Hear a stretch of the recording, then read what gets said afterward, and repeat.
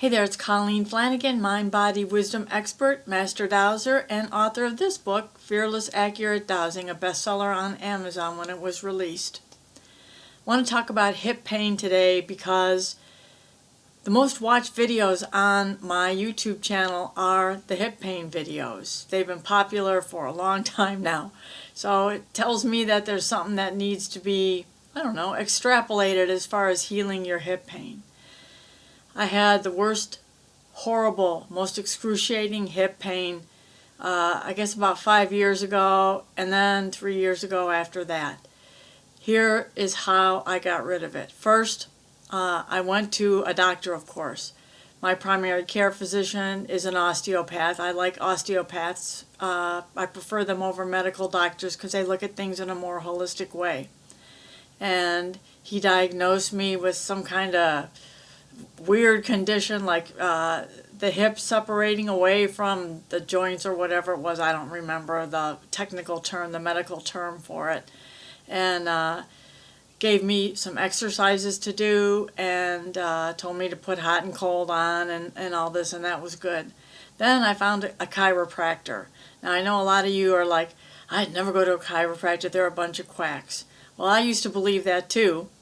I worked at 2 chiropractic offices about 30 years ago, and I saw what they did to help people who had been in terrible car accidents. Out here in the Southwest, a lot of people have horses, so horseback riding accidents, people's hips horribly shattered, and I then decided I believed in the miracles of chiropractic. And a lot of chiropractors will tell you how they got into being chiropractors was because they got hurt somehow and they were saved by a chiropractor. So I'm just asking you to consider that. I don't like when they push you down, and scrunch you up and everything. Find a chiropractor who uses an instrument called an activator. Most of them have activators, but they rarely use it. They prefer the manual manipulations and adjustments, which at my age I certainly don't want now. The activator is just a simple tool that just you hear a click and you'll feel just a little nudge and your joints go back into place and there's none of that twisting and crunching and stuff. So I did that, and the chiropractor recommended, in addition to what the osteopath said, of course, wearing a support belt around my hip area so it wouldn't be slipping when I was walking, trying just to do some grocery shopping and things. And recommended more exercises and other things. So that combined with, of course, as you know, I love this book, Your Body Speaks Your Mind by Deb Shapiro. It's one of the best, or for me, the best body-mind wisdom books that I've ever read. And I'll just do a quick read here about exactly what she says about the hips, just to educate people who don't know about this. She says, the body-mind dialogue of the pelvis and hips. A problem in the hip area indicates an inability to let go of the past or a feeling of being unable to stand on your own. Stiffness or pain in the hips can indicate the challenge of change and causing a desire to hold on to how things used to be until eventually you become immobile. You ask yourself questions, and that's what I like about this book. She's got all these questions in here you ask yourself to sort of trigger a memory of how this could have happened to you, and then how to clear it is what I do. Like she says, ask yourself, does it feel like the ground is no longer sustaining you? Is something making you concerned or scared? Are you due for retirement and feeling fearful about how you're going to find a purpose to life without work? Are you concerned about how you'll be able to manage financially? And of course, Louise Hay talks about the hips as being the part of our body that propels us forward, right? If you have hip pain, then it's painful moving forward. In my case, my mom was incredibly ill the first time I got the worst hip pain. And I'll be honest, I yearned for things to be the way they used to be with her. But sadly, her memory was going and she was just unable to care for herself, and we had to put her into a home and then memory care. and it was one of the worst times of my life. And I just felt so helpless and hopeless, and there's nothing I could do. I did so much energy work on her, but it was almost like she was just ready to go, and you got to respect that in someone. But the reason I'm telling you all this is so you can help analyze yourself, either buy a book like Deb Shapiro's book, or even just to think on your own, what stress, what horrible things were happening in my life right before the hip pain started. Because it's generally what happens before the hip pain starts, or any pain in your body. And it just accumulates and accumulates as we repress these emotions. Even someone like me, who clears emotions as soon as they can. Emotional pain, I should say. Hold on to that joy and that love, right? So, a combination of the doctors, me doing emotional release on myself as much as I could, and all the therapy, the hot and the cold, the support belt. Oh God, I think I had something else on top of that as well that I was wearing, and going to the chiropractor 3 times a week. And yes, it cost money, but I'll tell you what, it was well worth it to get out of that pain, because I could just see as every week went by, it was getting better and better. I was able to walk after a while without the hip joints just slipping and smashing bone into bone, and that excruciating nerve pain. Oh my God, I've never felt anything like that in my life. That's what worked for me. Now, I want to give you one more thing that might be a really quick fix, which I just learned. You know, the human body has polarities like Mother Earth does, right? We have the positive polarity on our head and the negative polarity at our feet. And when we're upset or hurt or traumatized, something terrible happens, those polarities can just sort of shift. And they can shift in your hips as well. So one quick thing to try would be something like saying, okay, if you can dowse, I'll show you this. If you can dowse, this dowsing is, I'm doing muscle testing, which is a form of dowsing. It's just a tool to find out things that are hidden to our conscious mind. Things that our subconscious mind is messing around with, like the mind-body wisdom, or the unconscious mind, or whatever's going on. You can talk to the different body parts with your muscle testing, or dowsing with a pendulum, or dowsing rods, whatever you like, and find out the truth. So what I started doing recently is checking more for polarity reversals before I do any other healing work on myself, and it's really paid off because I'm doing less healing work because it's polarity reversals that are causing the pain. So you just do ask a question, and then let your hands come together like this is a yes answer, and this is a no answer.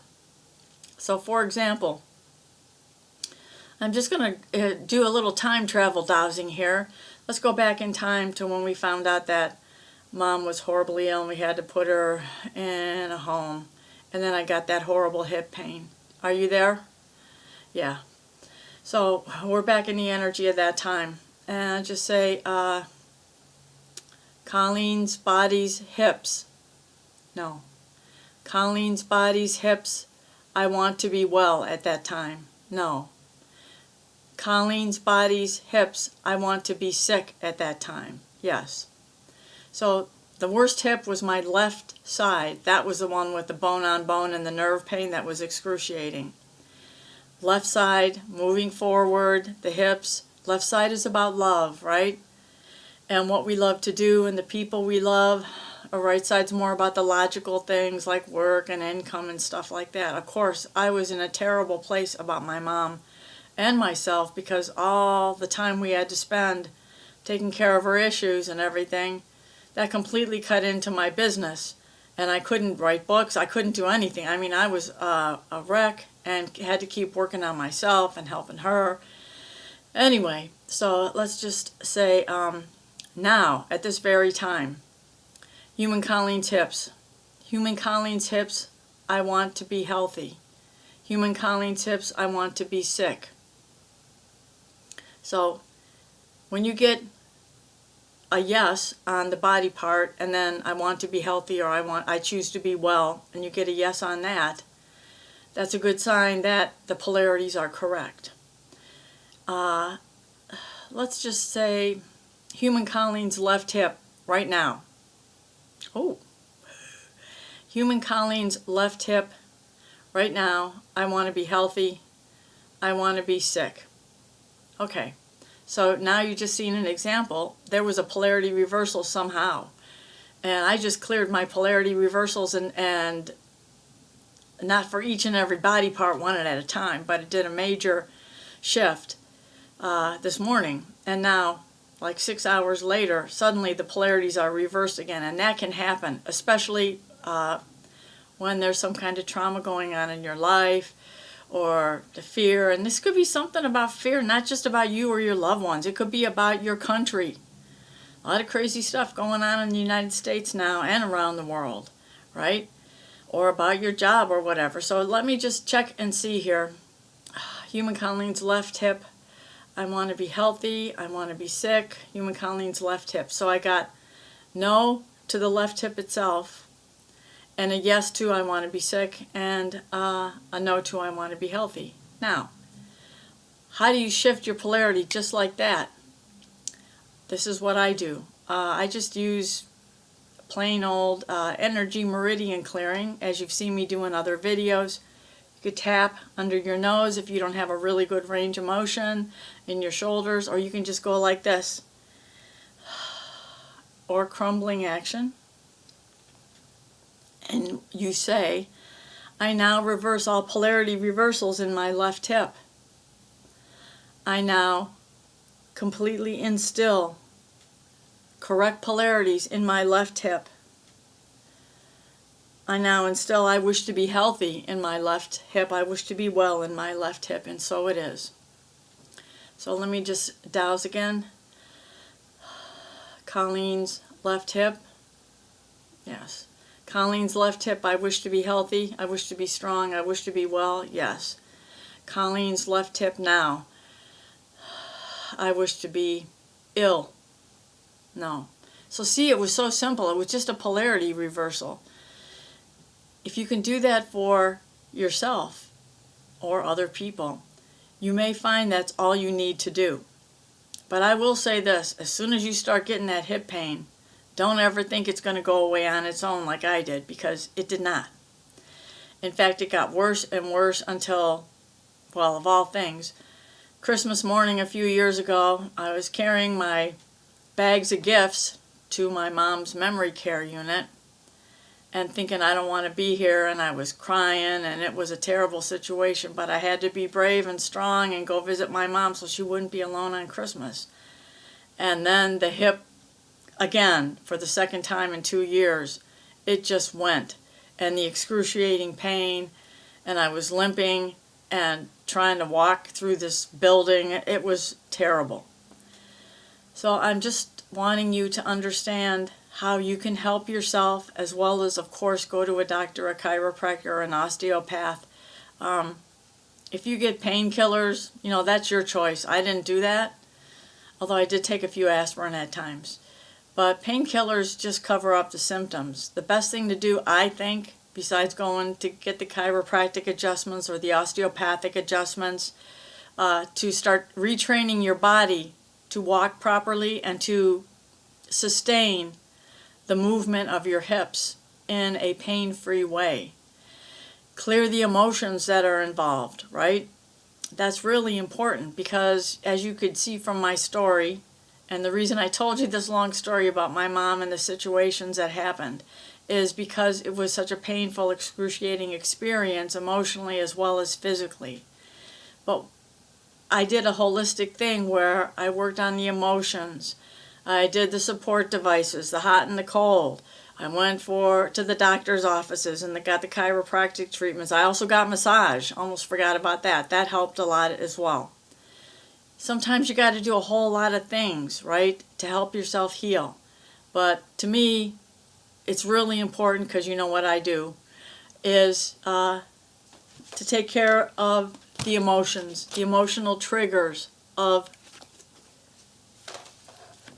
your body that are causing the ailments and the pains and the joint aches and everything. One other thing I want to talk about is I've noticed if I have any joint pains or anything, and in my knees, my hands, wherever it happens to be, I just started checking right away for the polarity reversals, right? And one final thing I want to say is, you don't have to learn how to dowse if you don't want to, or you can have a friend of yours do 1-person, 2-person muscle testing for you. But you can just clear the polarity reversals before the big pain sets in, right? And that would be just something as whenever you feel a pain, like say in your left knee, you don't know for sure if it's a polarity reversal because you don't know how to test for that through dowsing or muscle testing. You would just simply focus on that joint, maybe with some love and gratitude. It's trying to tell you that there's something that needs to be corrected. And you just say, I now clear all polarity reversals from my left knee and all the parts of my left knee. And I now instill correct polarities and well-being and the desire to be well in my left knee. That might take care of it just like that. Anyway, thank you so much for watching. If you have any other questions about hip pain or ideas or what else you could do, I'm so happy to help you. Just please leave a comment below. Let me know, and I'll be able to answer it. If I can't answer it, I'll tell you I don't know the answer to that question.